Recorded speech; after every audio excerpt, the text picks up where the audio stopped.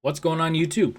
Ryan back from Dopamon again. It has been quite a long time, but we are here to talk about my favorite time of the year. The World Junior Hockey Championships is upon us. It's only a few days away, and I just wanted to go through some of the rosters and a real quick overview of what we're expecting from each of these teams going into this tournament.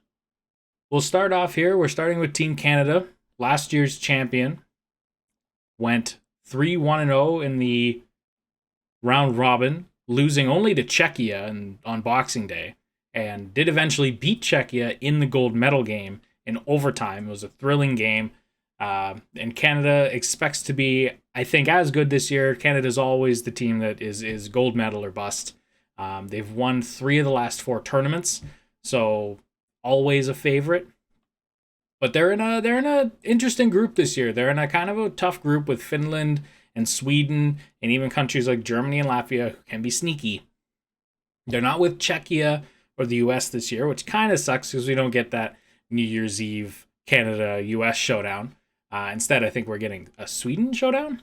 Can't remember, but yeah, we're in a pretty good grouping. And yeah, we'll just go through the team real quick here, starting off with the goalies. Up first, we have Scott Ratzlaff. Scott Ratzlaff is a 6'1" goalie of the Buffalo Sabres draft pick, 5th round, 141st overall in the 2023 draft. He hasn't had a very good year this year. He's played 20 games for the Seattle Thunderbirds. He's 8-10-1 with a .889 save percentage in a WHL, which is generally a higher save percentage league, and he hasn't had the greatest of seasons, but he's a Team Canada veteran. He played in the Canada U18s a few years ago in 22-23. Played 4 games for that team with a .976 goals save percentage and a .5 goals against average and 4 wins. So he can do it, but he could lose his job. I think he's going to be the starter out of the gate, but he could lose his job pretty quickly to a guy. In my second spot here, Mathis Rousseau. He's 5'11". He's on the smaller side for goalies nowadays, but in 21 games for the Halifax Mooseheads, he has a .934 save percentage and is 16-3-2. So absolutely knocking on the door and could absolutely push Scott Ratzlaff out of the crease if he doesn't come out of the gates hot. Our third goalie here is Samuel St-Hilaire. Both of these two goalies are undrafted. Rousseau and St-Hilaire are undrafted goalies. Both play in the QMJHL. Hilaire for the Sherbrooke Phoenix has a .920 save percentage in 23 games there. So very good little goalie group, but it definitely shows you maybe this might be a question mark going into this. I think they have a lot of faith in Scott Ratzlaff, but will he come out of the gate strong? If not, it's Rousseau's net. And if not, we might be in trouble. Starting first on defense, we have Denton Mateychuk, 5'11", left shot defenseman, draft pick of the Columbus Blue Jackets in the 2022 draft, 12th overall by the team. He is our number 1 offensive defenseman. He has 35 points in 24 games, captaining the Moose Jaw Warriors in the WHL. He's our number 1 offensive power play. If we get a lot of offense coming from the back end, it'll mostly be going through Denton Mateychuk. And to his right is the towering Maveric Lamoureux, 6'7", 214 pounds, 29th overall draft pick of the Arizona Coyotes, 2022 draft, same draft as Mateychuk. He's not Zdeno Chara. Every time you see a big defenseman, you always think of that guy. He's cut from a similar, because he is that size, he does play in a similar offensive mindset and big ultra physical defenseman. 27 points in 25 games at Drummondville in the QMJHL. There's a few QMJHL players on this team this year. This is our number one pairing going in. These guys are going to be animals. They're going to be minute eaters. They're going to play a lot for this team. And Maverick, I'm so curious to watch Maverick Lamoureux. I haven't watched him a whole lot since his draft year. We do a lot of draft stuff on this channel. if you're returning to watch us, as you know. If not, check that out. But I watched him a lot in this draft year, but not so much since. So I'm curious to watch him this year. It's gonna be fun. And before we go too much further, I was about to make this video and I saw a roster update. So unfortunately, we were gonna have Tanner Molendyk and Tristan Leno on this team, but unfortunately they will not participate due to injury. Injuries sustained, I believe, in training camp and into the pre-tournament games as well here. And they will be replaced by Jorian Donovan and Ty Nelson. So we'll go through them in a minute. One of the guys here I have put on the second pair. I'm not sure where they're going to fit in the lineup, so I just kind of replaced them left shot, right shot in the lineup as I saw the other guys. But Jorian Donovan, 6'1", Ottawa Senators draft pick. 5th round, 2022, 136th overall. He's a very mobile defenseman. He's not a huge offensive guy like Denton Mateychuk, but he is a very good puck mover, mobile, 26 points in 31 games for OHL and the Brantford Bulldogs this year. And to his right is probably the defensive conscience of this team, Noah Warren. Noah Warren is 6'5", 216, is a 42nd overall pick, of the Anaheim Ducks in 2022. He's big. He's 6'5". He moves well. He has good length, very good mobility. Not a lot of offense. He has 5 points in 20 games for the Victoriaville Tigers in the QMJHL this year, after 20 points and 47 for Gatineau last year. So he's not going to light up the score sheet, but he's very good in his own. He's our defensive guy. He'll be manning a lot of penalty kill minutes. He'll be out there defending leads. He's going to get a lot of minutes, going to get a lot of opportunity. Next, Jake Furlong. Jake Furlong of the Halifax Mooseheads, like I said.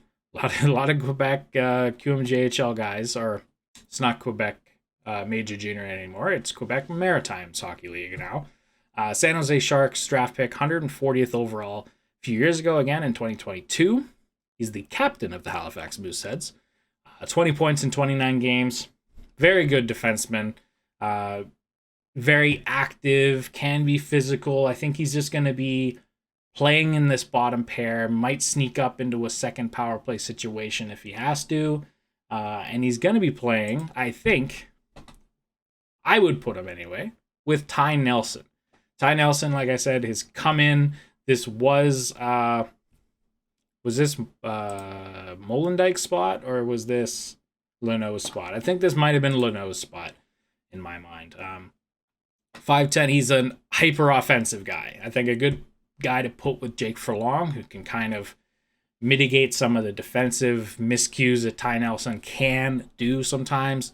He's a good rush defenseman, but I don't like him in his own end at all, to be honest. He's part of the North Bay Battalion in the OHL, 31 points in 28 games. Very good offensively. Kind of suspect in his own zone. He'll be propped up defensively, I think, by guys like Maveric Lamoureux and Noah Warren. And finally, just as our extra guy, we have Oliver Bonk, one of my favorite players in the OHL right now. London Knights, son of Ottawa Senators legend. Alex will like that. Radek Bonk. So that's fun. London Knights D, kind of your prototypical shutdown guy with some offense in him. 30 points in 28 games for London this year. He's been with Canada for a long time. He's played in the Helinka Gretzky before. He's not overly physical, but he can throw the body around a little bit. He's 6'2". He's a Philadelphia Flyers draft pick. I don't know if I said that. 22nd overall in the 23 draft.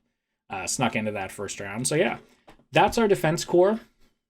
Molendyk and Leno would have been so good. It's a tough tournament to win, especially, and it's even harder when you lose two of your top defenders, and it's going to be even harder now that you've lost two of them. So hopefully the offense can really take over in these games. I don't expect the Team Canada to be bad.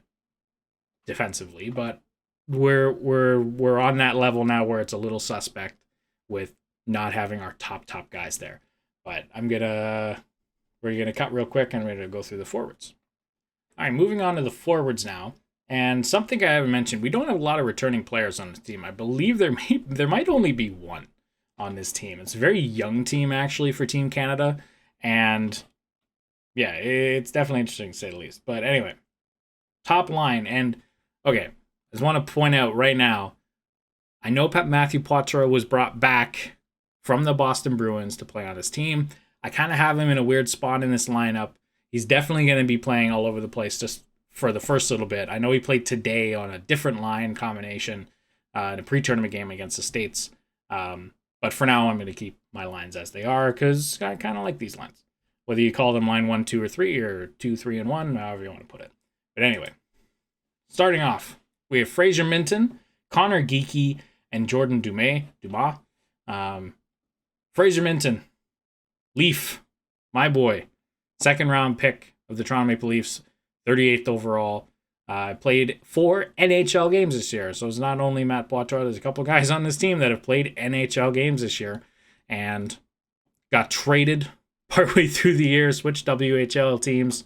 Had 10 points in 7 games for Kamloops and 5 points in 6 games for Saskatoon. So he's going for, he's kind of jumping all over the map. Hopefully he gets a little bit more stability in the second half. But great, strong, shooting, physical, good, I think, left wing option here for the top line. Conor Geekie will be our centerman here. 6'4", 11th overall pick in 2022 by the Arizona Coyotes. It's a couple Coyotes now. He is our top center, I think. I think even with Matt Poitras, he's our top center. 49 points in 26 games for the Wenatchee Wild of the WHL, no longer the Winnipeg Ice. From Manitoba, he's a Manitoba boy. He's I think our best, one of our better offensive forwards in this draft, or in this on this team, and I think that's saying something, considering the kind of depth we have on this team, which we'll get into. But I think he's our top line center. Jordan Dumais, keep saying that. Jordan Dumais, 5'9", small, but he's a right shot and he absolutely fills the net.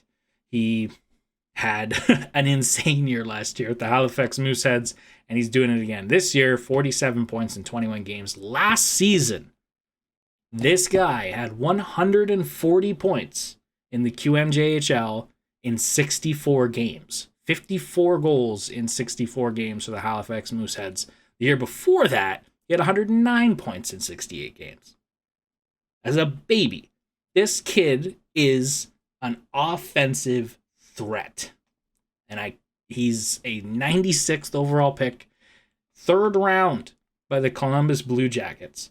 So I think this is our top offensive line. I like the mix you get here. Conor Geekie, very kind of two-way offensive forward.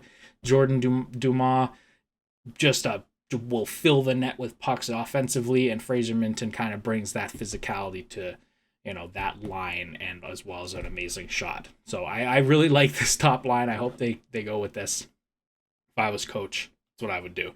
Second line, or third line, however you want to call it, I have Easton Cowan, Macklin Celebrini, and Matthew Savoie. Easton Cowan, Leafs draft pick. And let me tell you, I was disappointed when they drafted him in the moment. There's a video or live stream on this channel of that happening, but you know what? The Leaf scouting system knows way better than me. 28th overall. This guy has been amazing in the OHL so far this year. 39 points in 23 games for the London Knights. He's been spectacular. He's hot. He's so creative. He's smart. He's fast. He's feisty. He brings that London Knights energy to it. He could go down the middle. I put Macklin Celebrini on center because he's just, I think, the more natural center. But I think Easton Cowan could shift to the middle a lot in this tournament. We'll see what happens there. Obviously, there are a lot of natural centers on this team, but I think Easton Cowan could be one of those guys that gets shifted to the middle, depending on how well Macklin Celebrini does against some of these year or two older guys. Speaking of which, Macklin Celebrini. He is the top prospect for this upcoming draft, 2024 NHL entry draft. He's ranked number 1 across the board right now. We'll see if that changes throughout the year, but he's been pretty good, I think, and he plays for the NCAA, went that NCAA route for the same as Adam Fantilli did. Boston University, 25 points in 15 games down there. That's pretty good for a 17-year-old. And a lot of these Canadian kids are starting to realize, hey, NCAA is an option instead of the OHL. And on his right, I have Matt Savoie, who plays with Conor Geekie. I considered him as a line mate for him, but I think I'm going to split him up. He's the 9th overall pick by the Buffalo Sabres in 2022. He has 24 points in 11 games this season for the Wenatchee Wild. I think I said the Winnipeg Ice. It's the Wenatchee Wild now. He played an NHL game this year. He's played 6 AHL games this year. He's a very good player. He has very high pace of play. I think that'll be really good with a guy like Easton Cowan. That's why I didn't put him with Conor Geekie. He plays a really high pace game. I think him, Macklin Celebrini, and Easton Cowan will be just a very good mix of skill. And that's why I have them paired up here. Third line. We have Owen Allard, Matt Poitras, and Matthew Wood. Did I spell Poitras right? I did, okay. Owen Allard. Undrafted 19-year-old, plays for the Sioux Greyhounds in the OHL, 30 points in 29 games. Very good player. I don't know a whole lot about him. He's an undrafted player. He's going to get a chance to show off what he can do this year. He's playing, and I have him here playing with Matthew Poitras. Now, I'm a Guelph Storm fan. I'm an OHL Guelph Storm fan. I was kind of upset when he wasn't loaned back, but I'm super happy for him playing for the Boston Bruins. But he was our number 1 guy in Guelph, and he's no longer playing there. 13 points in 27 games for the Boston Bruins, one of the better teams in the NHL. He's gonna have a good little NHL career. He's a very good playmaker, good in his own end, good enough to obviously play in the NHL. Very good positioning. He's going to be huge for this team. And like I said off the hop, talking about the forwards, he could go anyway. He could bump everyone down and put Geekie back with Savoie and Celebrini with Allard and Wood. But I think... I like the mix of that top 6, and I think they're going to go with a top 9 situation here and have a good mix of players and throw out the top 9 because their defense is so banged up, and they had to throw a couple of guys in there. I think they're going to really spread out the forward groups talent-wise. But obviously that's just me. On the right side, Matthew Wood, University Connecticut right winger, 12 points in 17 games for them, 34 and 35 last year. Second year university player, 18 years old, 15th overall pick by the Nashville Predators. He plays, I think, down the middle down there, but he's a right-handed shot, so I put him on the right side. One of the better wrist shots, I think, on this team. Just snaps it really well. One of those shots where he doesn't have to load it very much. It just kind of gets off really fast, really hard. And a guy like Matt Poitras, feeding them pucks, underrated playmaker. I think this could be a good combo. Fourth line is fun. I like this fourth line a lot. Carson Rehkopf, Brayden Yager, and Nate Danielson. Carson Rehkopf, 50th overall pick of the Seattle Kraken last year, round 2, is one of the top offensive players in the OHL right now. Said I'm a Guelph Storm fan. He plays for the Kitchener Rangers, and he has 31 goals in 31 games. The guy can score. He plays with speed, and he's going to be a really good guy in the bottom part of this lineup for this team. With him is another guy that I love, another guy that can shoot and score a lot. That's Brayden Yager, 14th overall pick by the Pittsburgh Penguins last year in 2023. Moose Jaw is the assistant captain out there, 41 points in 28 games, 17 of them goals. The puck just... These two guys, I think you could plug into any part of the lineup and they'd be fine. There's so much offense on this team. this isn't really a typical fourth line. It's a very highly offensive fourth line, and I think you can kind of, if the coach wants to really bring a more defensive style, this isn't what he'll go with. But fourth line right now, as it is on the screen right now, incredibly offensive, dangerous fourth line. Nate Danielson, I have lining up on the right side, 9th overall pick by the Detroit Red Wings last year. 6'2", 187. Good offensive creator again. 25 points in 24 games, is the captain of the Brandon Wheat Kings. Plays good speed, plays with a lot of possession. Brandon's a pretty solid possession team, I think, in a very rudimentary knowledge of that league. He's a center generally, but obviously everyone's a center here, so we put him on the wing. I love this as a fourth line, and rounding it out, could sneak in anywhere in the lineup. This is why I have him on this extra spot, is Owen Beck. Owen Beck, I love Owen.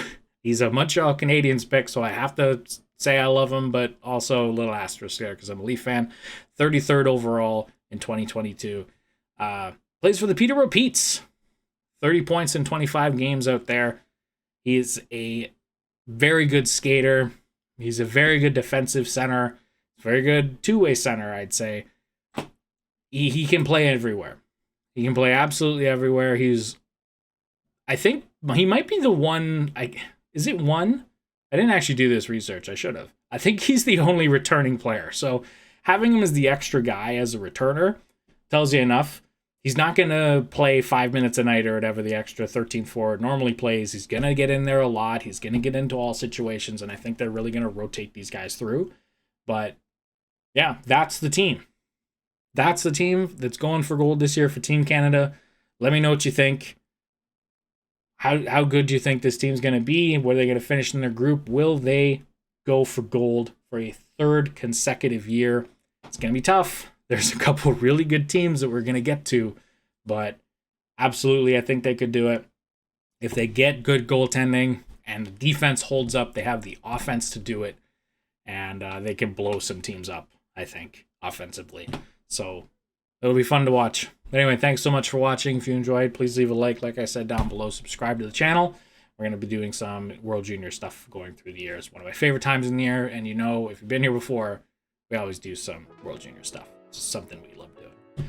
But yeah, until next time, peace.